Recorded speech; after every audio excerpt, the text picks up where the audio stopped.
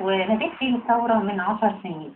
يا ترى أسلوب حضرتك اختلف في إيه؟ ولو اتكلمنا عن تلجراف كنت بتنادي الثورة من 10 سنين دول. هو اسلوبي طبعا بعد الثوره اختلف كبير جدا جدا. يعني انا قبل الثوره كنت بميل للتفكير اكتر، يعني في الشعر كنت بميل للصور والتفكيرات اكتر. بعد الثوره يعني قربت للزجل اكتر من الشعر، عاوز اصور، عاوز اسجل اللي بيحصل. يعني حتى بعض الاصدقاء قالوا لي ان انت بتكتب، يعني انت ايه دخلت في قصه المباشره، يعني مفيش بقيت بتكتب. انا عاوز اصور، عايز اصور ان احنا اتظاهرنا فاتحطرنا واتضربنا واتكوينا، عايز اصور اللي بيحصل. فطبعا كان انفعال اختلف، كل الناس اتغيرت، كل الناس اتغيرت.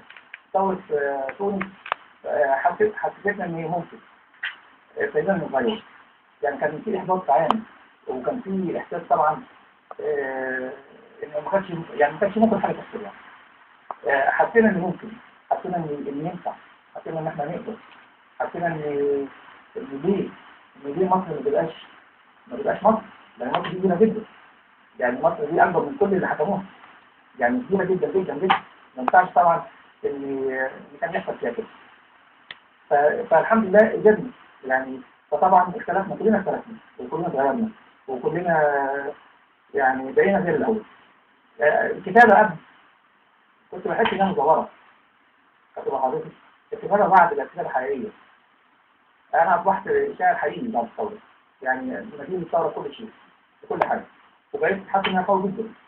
يعني ما بقاش فيه يعني حاسس ان انا اقدر اعمل اي حاجه، واقدر اشوف في اي حته، واقدر اكلم اي حد، واقدر ابعت رساله لرئيس الوزراء اقول له فيها ايه بقى؟ تقول له ايه؟ اقول له بعد السلام، من قبل يوم الاعتصام وانت واقف وسطنا في حلم يشبه حلمنا، راجل تمام. لكني نفسي اسالك من غير ما ازود في الكلام، دكتور عصام، لما الفقير يعيش ذليل يبقى الغنى اكبر حرام. دكتور عصام، لما البطاله تنتشر بين البشر اكبر معاني الانهزام.